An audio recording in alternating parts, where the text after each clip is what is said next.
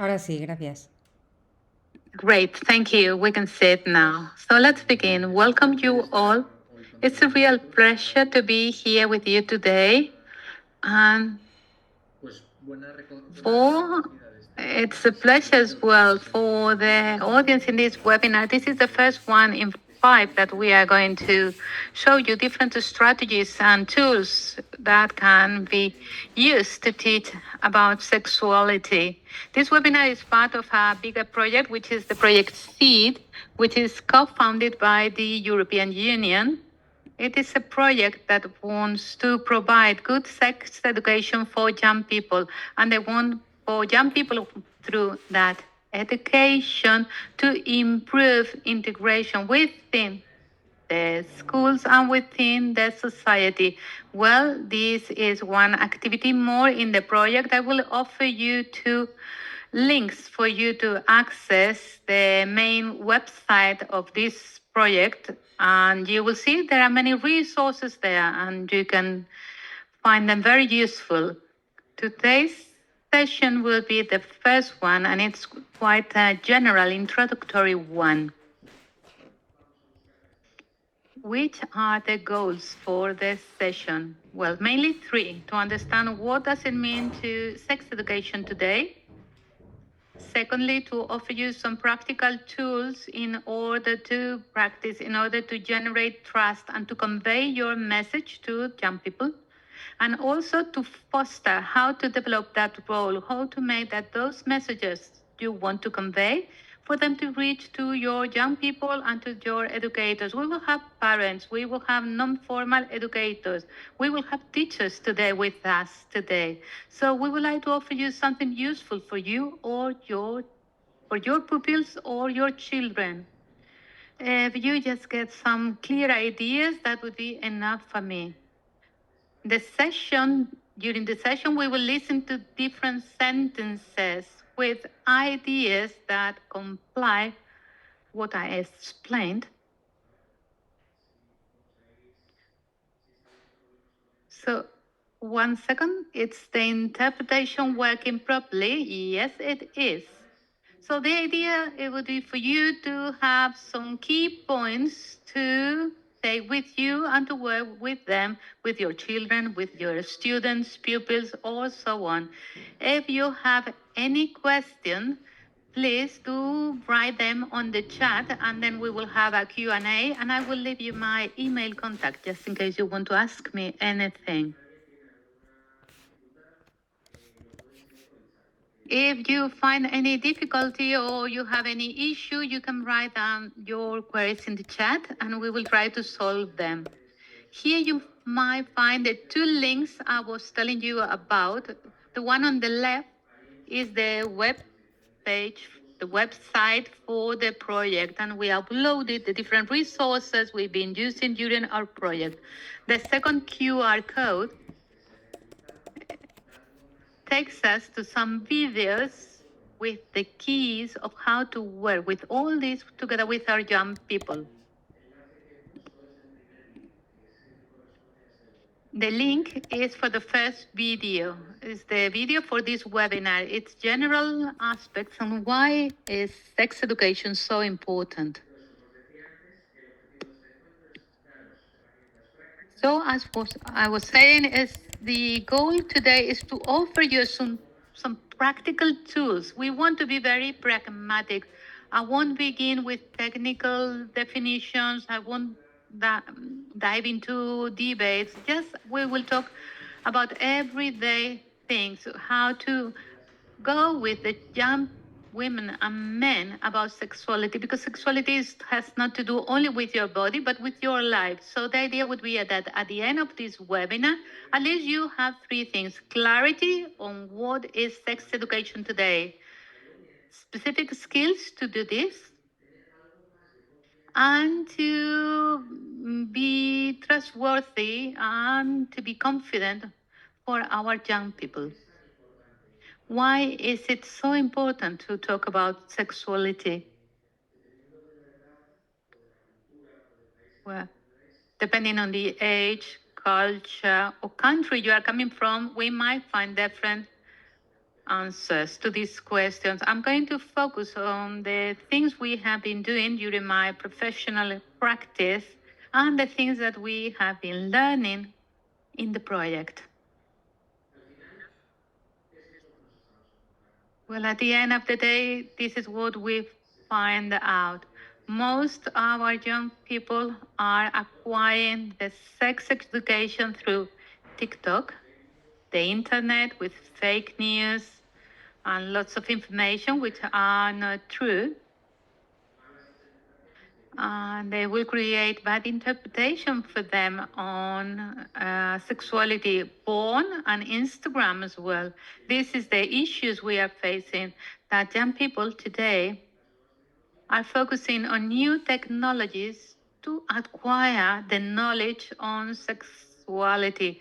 Maybe because their parents or their educators are not comfortable talking about to them about this. So this is one of the main ideas I want to convey. So the more information you give them and the more confident you feel talking about this topic, they will not have to go to this platform to look for information. They can look for information with you, and they look for the information because they need it. Sexuality does not begin in adolescence, nor it is limited to sex. It begins at birth, and they are curious since they are very young. So the sooner we inform them, the sooner we have this conversation with them, the better.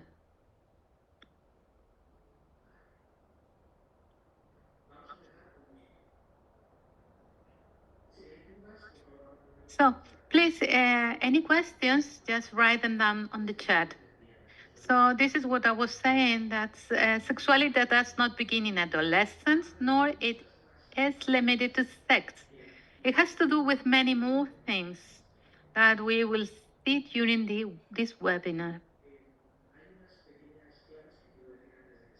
Well, some key concepts I wanted to begin, and please excuse me because I'm trying to condense all the information I want to convey to you in 1 hour. So, we don't want for anyone to feel that we are judging anyone or that we want to impose a model. We just want to share with you scientific evidence from deep respect. If you have any doubt, please write your queries on the chat box. There's another key concept. You as educators, you as parents, do not have to be perfect. Do not have to have all the answers. You just have to listen to them. Then,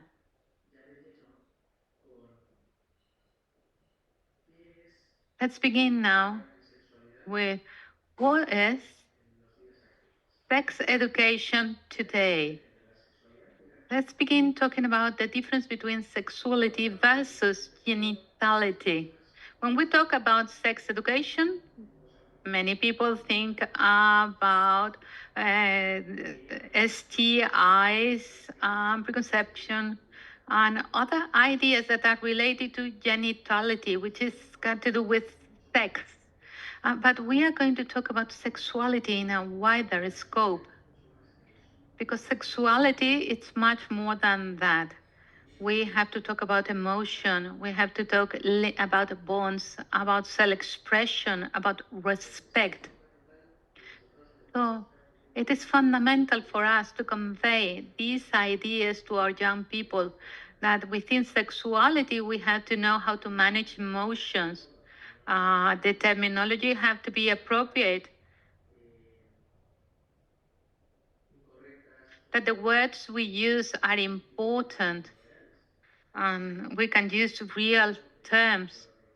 This is a little bit complicated with translation, but let me give you an example. For instance, we usually say other words for instance, penis. We just say like, I know, your little thing, and this can give place to misunderstandings. So we need to use the right words, to apply the right words to the right things.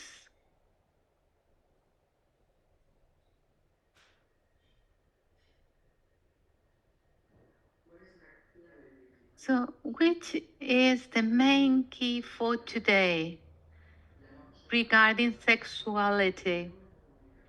We are going to talk about it, but it is not just a single talk. Many of those things that they have to sit down with their children or their students and have that conversation. They think that with one conversation they might convey everything they think, but to educate on sexuality is a process. It's many small conversations in daily time. Think about how many times you have with your young people to convey these ideas. Maybe it's just a comment when we are watching TV, whether at school or at home. If they have a question about something like, for instance, biology, these opportunities are wonderful to convey all these concepts. Then, which would be the key? But my presentation would be to talk, talk, and talk again, to have many small conversations. They don't need to be perfect. They just need to convey little by little all the required information. So let me explain here the different models of sex education. So you can understand the different models because there are many. So we'll do an exercise. So please, please do try to understand or at least to identify which is the model you are using to talk to your young people. So I'll be very brief because all this information is compiled in a manual. It's on the website of the project. You have it available there in different languages.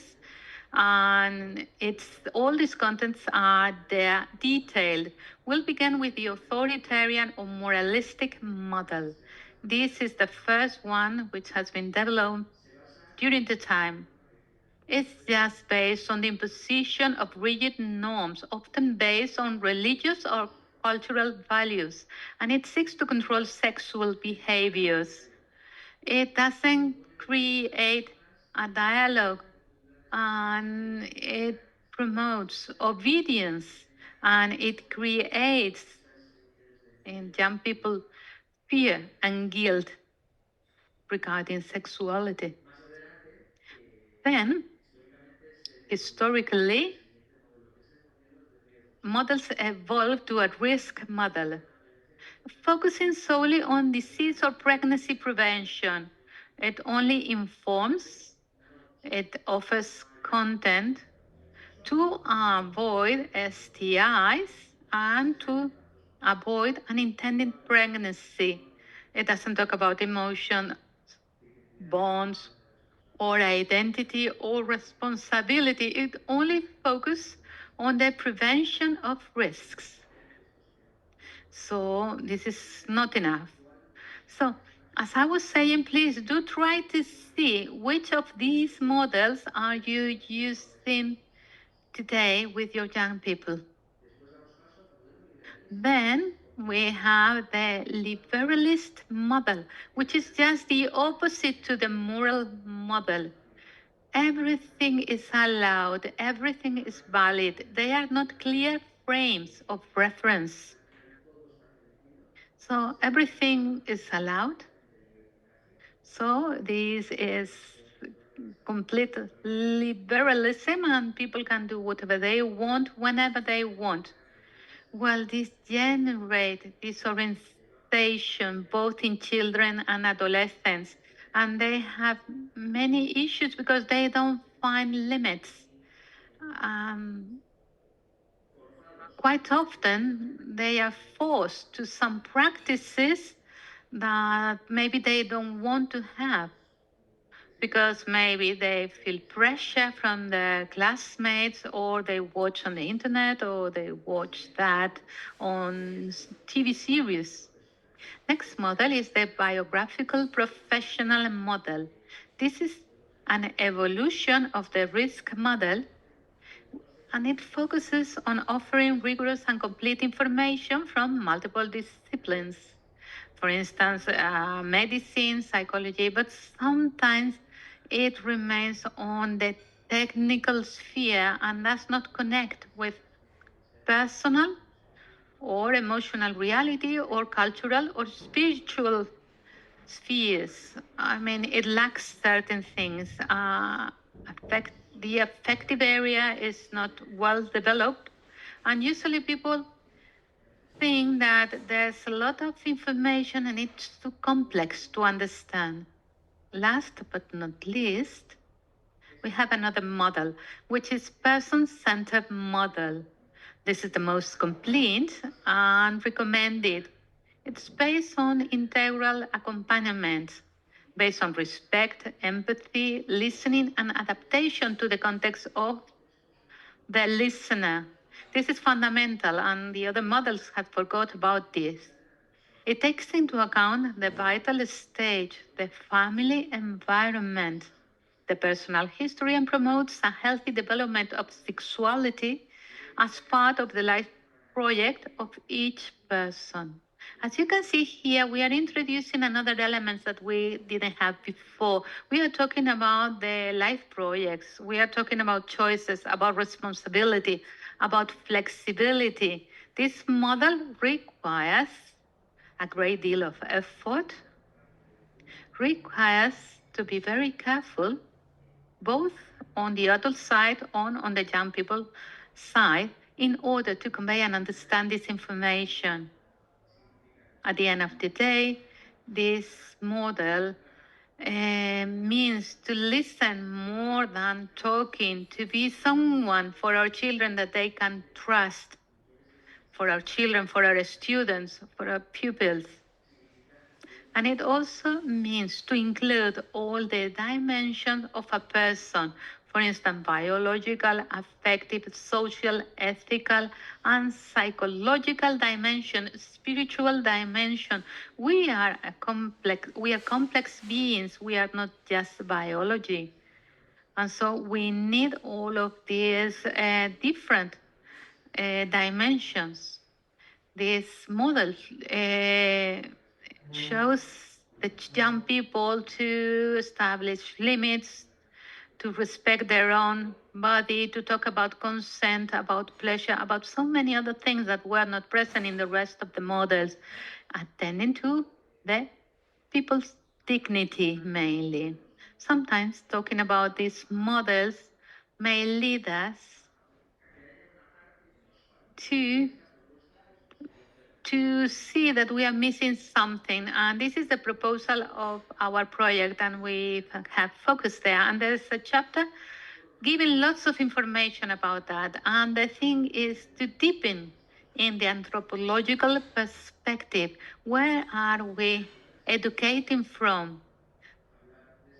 Because when we talk about sexuality from an anthropological perspective, means that we are not just talking about something biological. We are not talking about a personal experience, but we are talking about something which is much more complex and have many different variables. All in all, as I was saying, we might find these elements. I would like you to reflect for 1 second to see, have you thought about these different aspects or spheres to understand sexuality? Does any of this is news to you? Depending on the people we talk to, we might find different answers. If you have your answer, you might write it on the chat box. There are people who are only focusing on the biological aspect, and they don't know that you can talk about cultural or spiritual aspects in sexuality. But we understand that if we want to adapt the education for someone, we have to take into account all these aspects. So people who are only focusing on biological aspects, they miss some nuances, some other spheres that we find fundamental. Another thing which is crucial as well is to understand different cultures. Sexuality is expressed in a different way, for instance, in the Middle East or in Europe, or specifically within the European Union. When we began to develop this project, we have partners from 3 countries: Spain, Czech Republic, and Croatia. Within those countries, there are many differences. Sexuality is very different in these different countries. Rights are different in the different countries, so it is fundamental to understand our own culture to know what our young people is living, which is their reality. So it is very important to take into account all these nuances. So from that situation, they can have a positive sexuality perception. Let me offer you some key elements here. And this is the main one. This is the one I'm going to insist on. It is not that we have a body. We are the body. And with the body, we feel, we relate to each other and to the world. If we understand that we are a body, it is not that we have a body.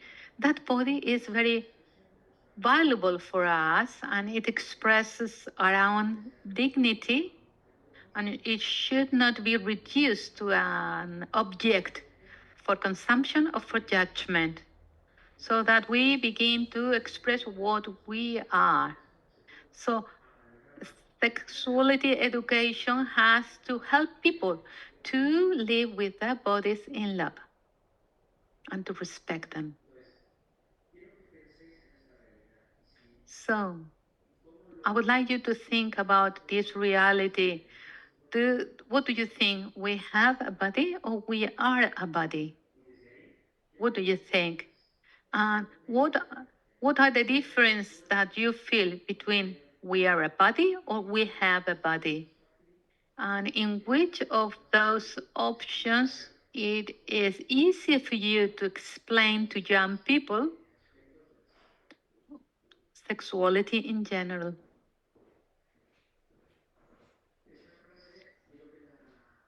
This sentence you see here, I would like you to think about it, to read it and think about it, because it's on one of the main ideas I want to convey. Educating on sexuality today requires courage and honesty. It's not about having all the answers. So I would like you to think about this sentence and to tell me if you agree with it. I would love for you to see the key elements here. Excuse me, my present says the speaker. My presentation is not working very well because it keeps stopping. So if what I'm saying is not on the right slide, please do tell me in the chat. I really beg you to do that because it's not working properly.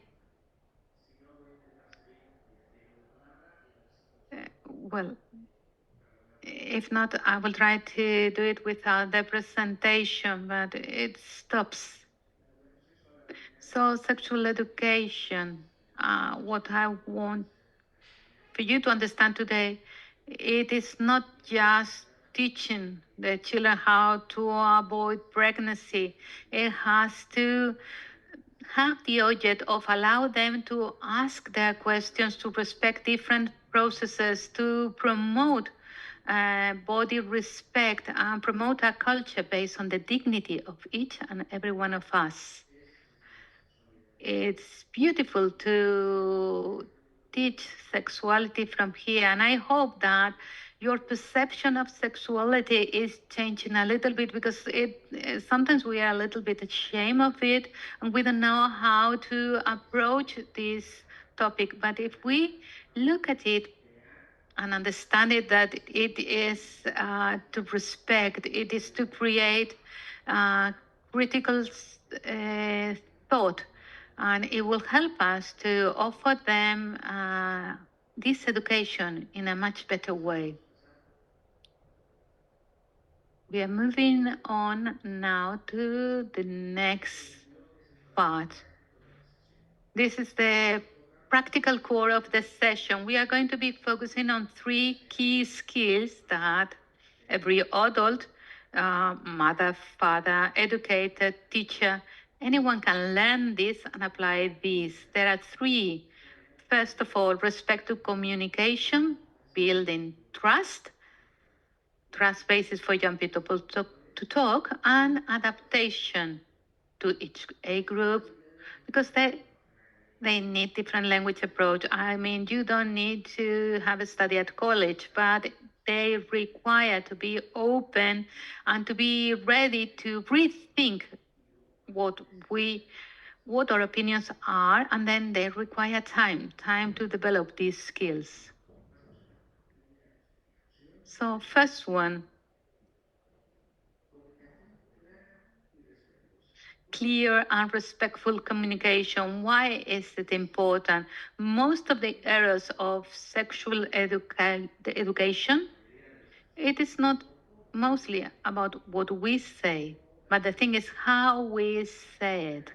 How you respond matters more than the content.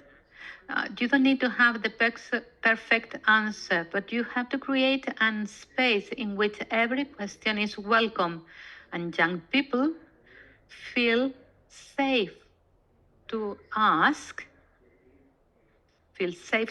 whatever they are thinking, or they can ask about what they want to know. Common mistakes that we find is to avoid questions. This is so common.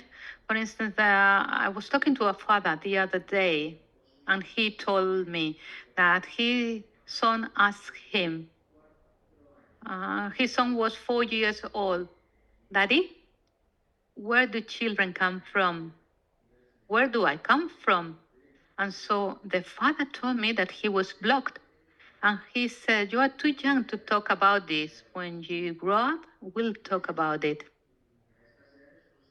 But, well, that's not right for your age. And the father was telling me that he was thinking about it, and he realized that he had missed a chance to begin a communication with his son,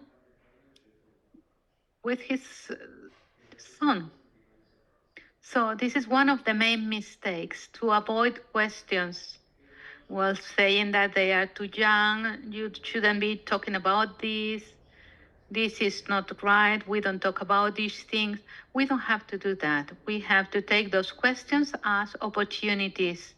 Another mistake is to be ironic, to change the topic, or not to be clear with the names of the things.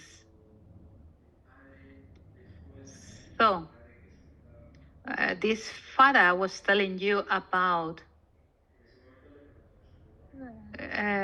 so he decided to go back and talk to his children, and his little boy told him that a friend has told him where children were coming from, and he was not understanding any of that explanation, and so he wanted to ask his father what was said. Well, then I would like to offer you as well some other practical skills that are really convenient, is to use the proper terminology. For instance, the name of this is penis, and this is a vulva. And another thing is to use open-end questions such as, "What do you think about that? What would you like to know?" So this kid can express themselves. We can validate their curiosity. We can say, yes, I understand that you want to know this. Thank you for the question. And then not to be dramatic, just breathe and give your best and give your best answer.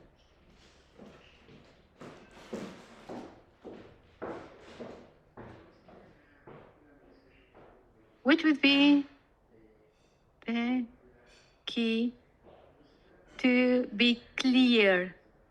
Thing is, you are not going to teach them a lessons like a math lessons.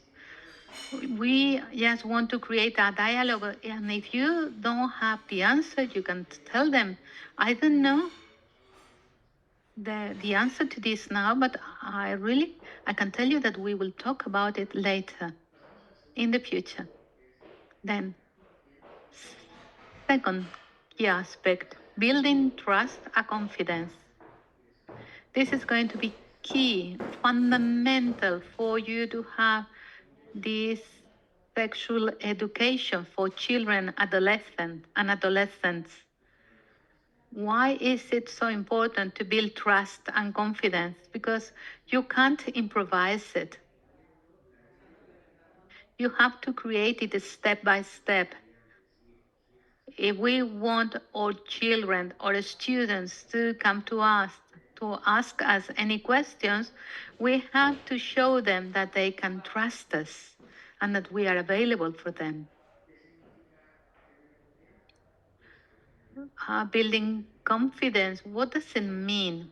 They have to understand that we are an adult, which is listening to them, not just making ridicule of them, that we can respect their silence, we can respect their pace, and we have to make clear to them that we can speak about this in the future and that we create areas in which they can talk to us. We are not forcing them. Let me advise you about a strategy that works beautifully. And so the thing is, for instance, to make an activity which is not very difficult. So, for instance, you are at home and then you are doing dishes. And if you are in the classroom, you are picking up some notebooks and so on. While they do that, they are distracted and it's easier for them to talk to you. This helps them to talk about these topics that sometimes are a bit difficult for them.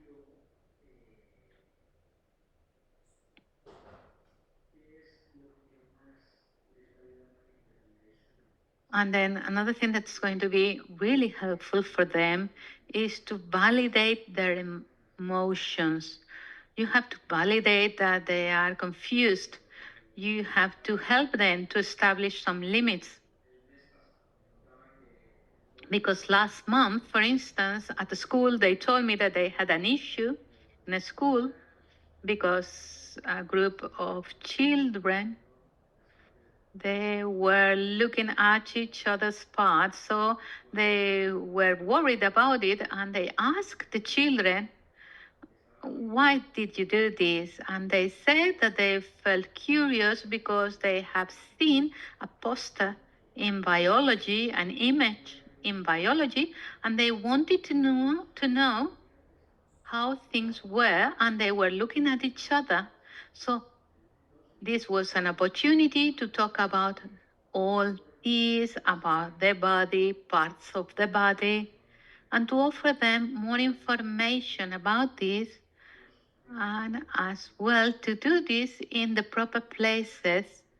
And they told the children that maybe the classroom was not the right place to do that. They have to they have to talk with the teachers or the parents. So that was a way to teach them some limits. Let me now, yes, I would like to propose an exercise so you can do it on your own, or if you are together with someone, you can do it with that person.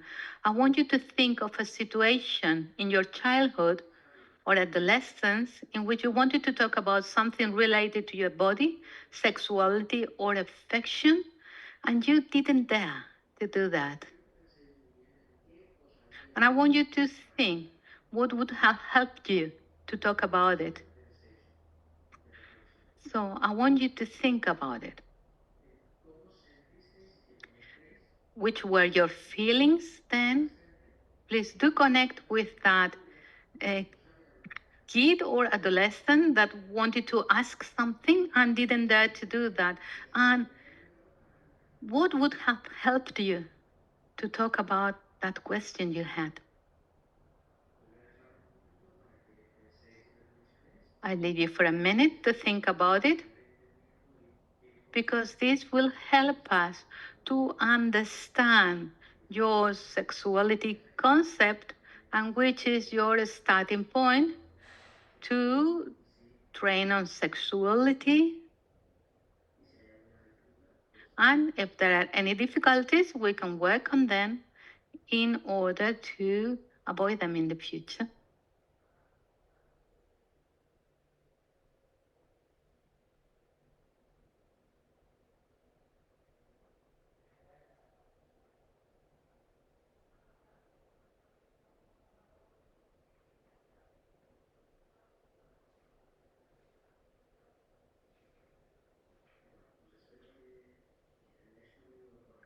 Well, I hope that you have been able to connect with your inner child, and so you can learn something on what could have helped you. And you can use that learning with your students. I mean, trust is not only built when we talk, it's built when we listen. So the key is to communicate, to talk, to have brief conversations that will help them to create and build trust, and to instill in them the sensation that they will not be judged. And you will help them, you will offer them some limits, because, well, the idea is not to validate everything. They have to understand what is right, what is wrong, what can be harmful for them. And they will appreciate it, because young people need limits, because limits offer them security. And if we understand limits, boundaries in this way, this is really helpful for them, because it helps them to be in the world in a better way, to face reality. The three key that I was mentioning before is to adapt the evolutionary development. Why we have to adapt to the evolutionary development? Because it is different to have a kid 5 years old or an adolescent 15 years old. We have to know what we have to do so the message makes sense and is not rejected.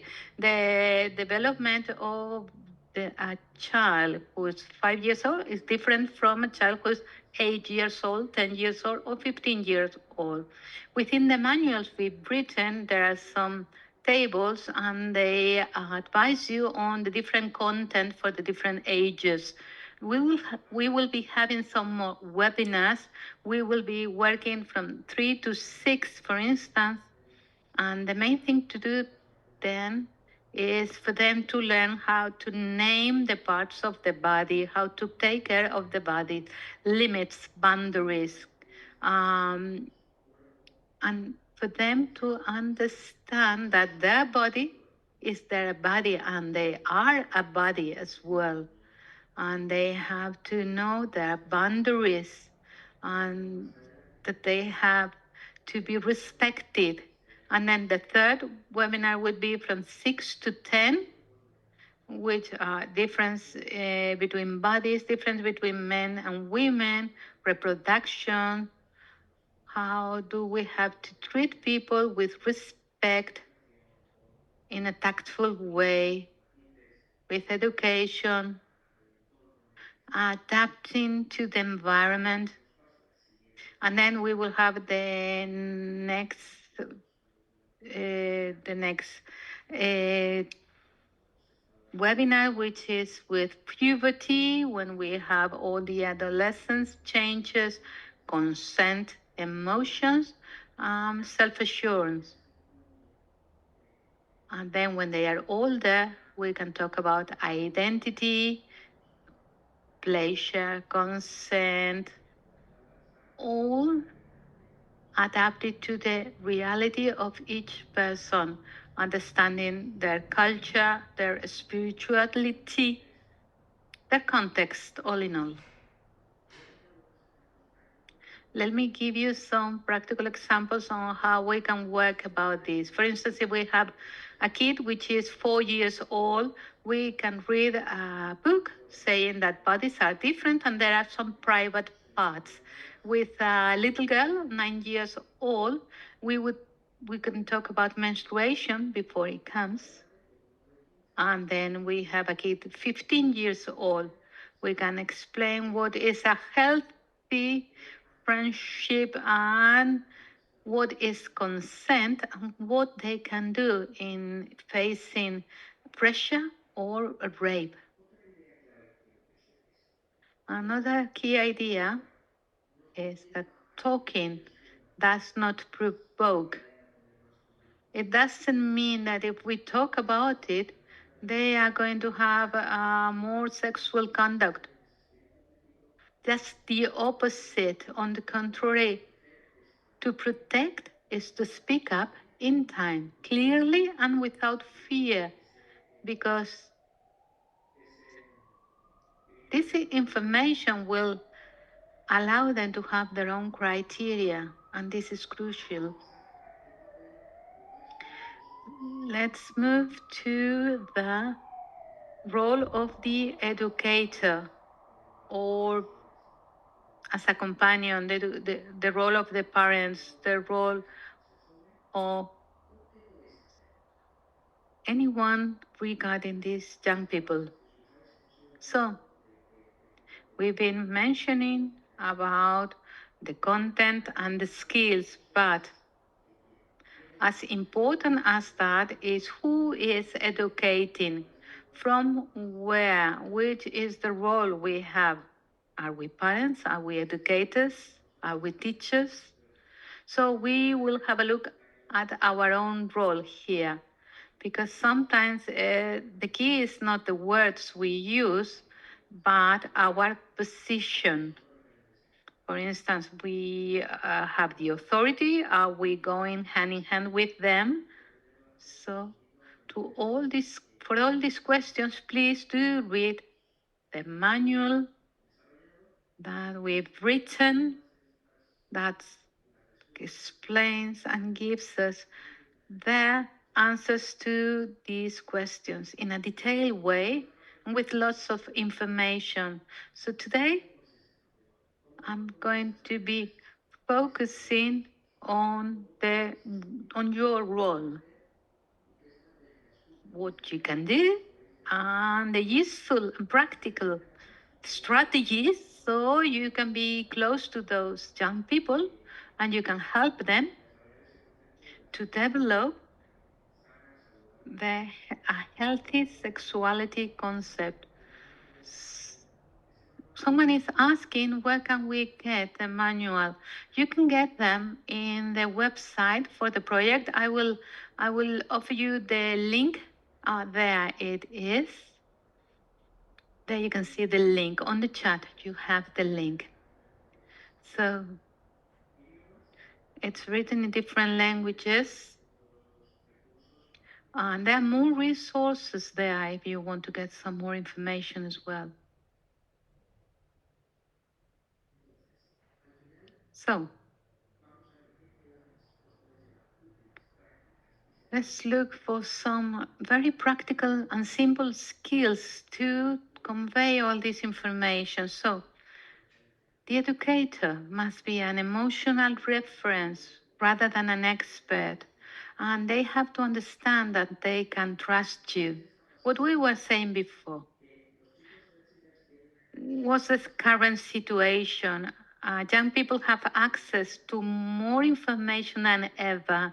The amount of information they receive is amazing.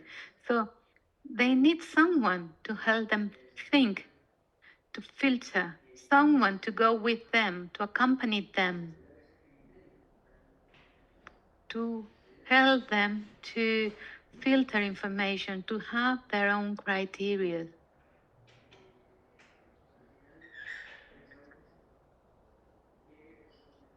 So you have to think, for instance, if you talk to these young children, do you think that education is to control or is to accompany? If when you were young, maybe you, most likely you needed someone to go hand in hand with you. Accompany doesn't mean laissez-faire, for them to do whatever they want. That this is not the right meaning of it. The thing is, accompanying implies active presence, dialogue, listening, and affectionate guidance.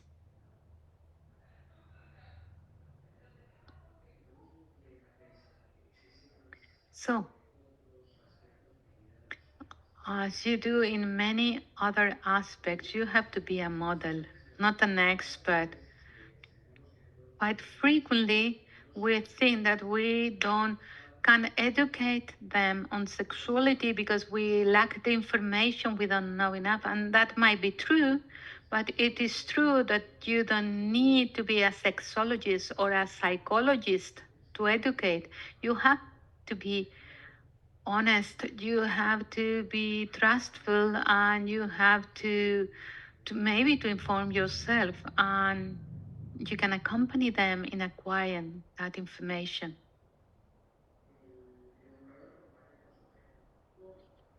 So the educator shows by example when you name the body without shame, when you respect diversity, when you take care of the way you talk about others, when you show how to set limits and how to have them, when also it is allowed to learn from the young. So diversity, let's keep an open mind. Nowadays, young people with a more traditional version of sexuality feel that they are being judged and they are not being respected because they tell them that their vision, their ideas are old fashioned and is wrong. But the diversity is to respect everyone, and we have to respect their position as well, and we have to help them to express those limits and their point of view, and we have to respect everything. Children do not learn just by listening. They look at us and they learn more about what we do than what we say.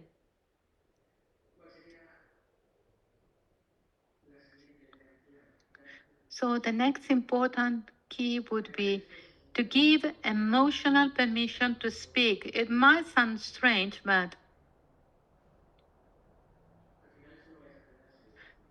I'm sure you will understand this. Many times adolescents don't make questions because they feel that the adult person is going to judge them. So we give them emotional permission to speak, and this means that we tell them that we are here for you.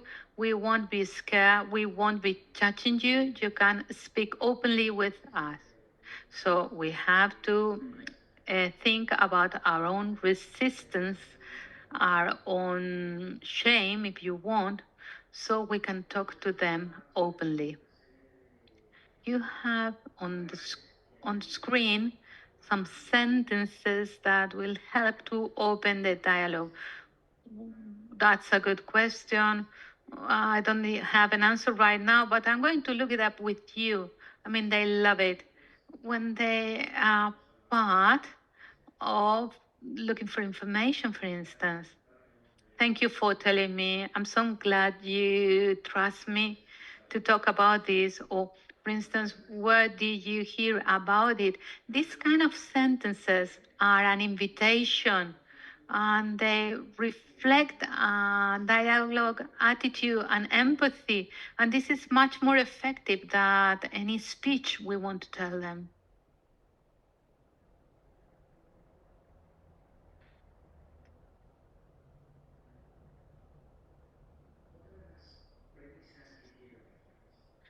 Another important takeaway is in this phrase: educating in sexuality is not about training experts in anatomy. It is to form people capable of loving themselves well, of taking care of their bodies, of expressing what they feel, and of establishing bonds based on respect and freedom. And for that, they need adults who are present, not perfect. If I just get you to know and to understand this idea, then it's enough. I mean, they need adults who are present, not perfect, to go hand in hand with them. They did not need for you to know everything. They need just that you are present, you are there for them, and you can help them to see what information is true and what is fake, to have a criteria to understand which things can be harmful for them. So they need those adults present so they are capable of loving themselves, of taking care of their bodies, and of expressing from freedom and respect all their ideas.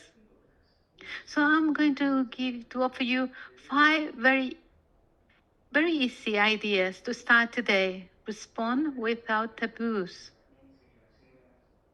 Speak clearly. No silence. You have to speak about your body in a natural way. Don't close any topic. Everything we mentioned before. Create spaces for conversation. This is It is fundamental to create these spaces for conversation. So, for instance, if you are at the school, you can move from one classroom to another places in which they can speak more freely. Or if you are at home talking about your children, you can ask them, okay, let's go shopping and we can talk during the way, or we might ask them, what's your opinion about this? And everything related to their age. Remember this. Listening more than talking. This is key. This is crucial. Adolescents need to speak a lot. If you are working with adolescents, they speak all the time. They need it, and they need to know that you are listening. If you do this, I mean, you'll be in a very good position to help them. Excuse me for a moment, bear with me. You have also to adapt the language you are using to the age of the children you are talking to. You have to adapt the message to the age of your listener, as I was saying before, and think that you are experts on your children, you are experts on your students. Last but not least, be the adult you would have liked to have when you were young.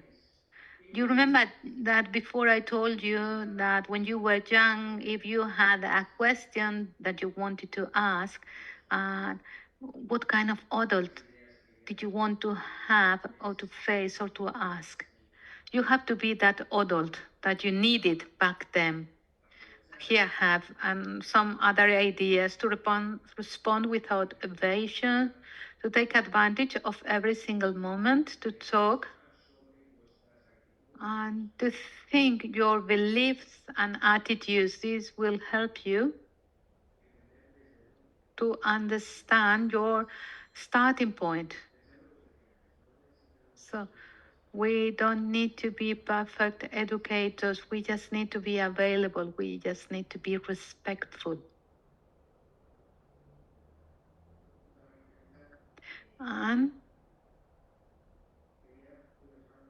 so I just wanted to finish with this sentence that it's important and reflects some ideas.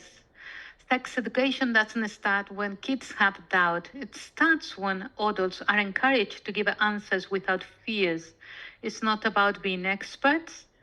It's about being there. It's about listening to a company, of supporting with respect, affection, and truth. So I encourage you to keep training, to keep on learning, because you need good content and work on the different pillars, create trust, encourage them to talk, create dialogue, make them feel at ease. They don't have to feel judged. And you don't have to be experts or perfect. That's not what they need. What they need is to have an adult that it is going to help them to understand things, to develop their own criteria, and to help them to understand all these things which are so complex, to help them to differentiate between fake news and real news, to help them to navigate in this ocean. They are there with the challenges they are facing, and they have to learn to develop strategies that will help them to live in the world and to be happy. Well, thank you very much.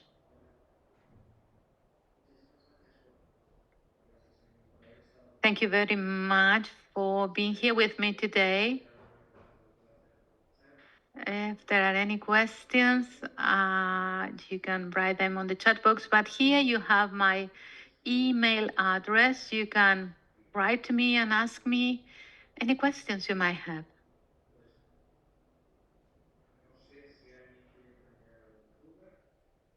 I don't know if there are any questions.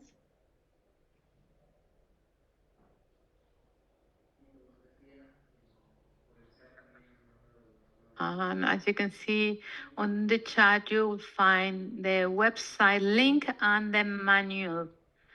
On the website, you'll find all the activities we have implemented.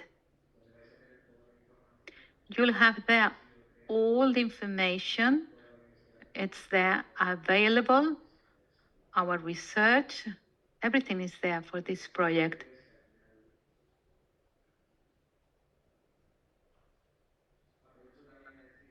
Okay. Next Tuesday, we'll have the next webinar focusing on kids from 0 to 5 years.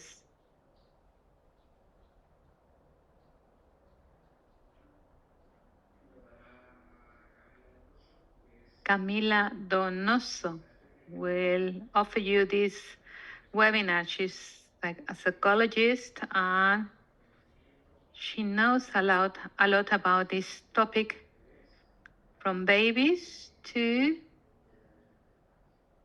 young children.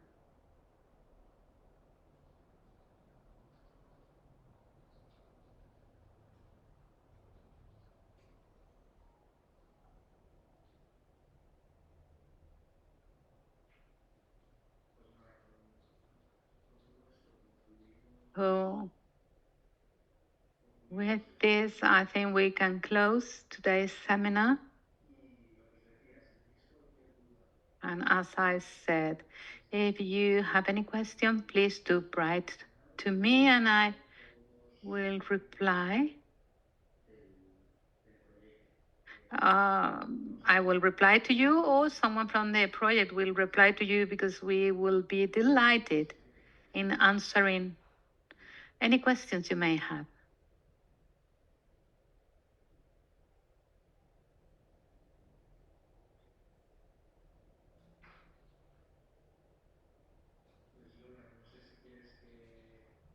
Lola? Anything else, or we can close the session?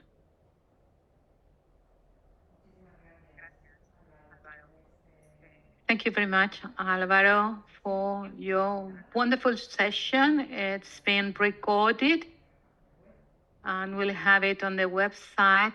See you next Tuesday. Thank you. Have a lovely week. And I really encourage you not to be perfect, just to be the close adults they need. Thank you.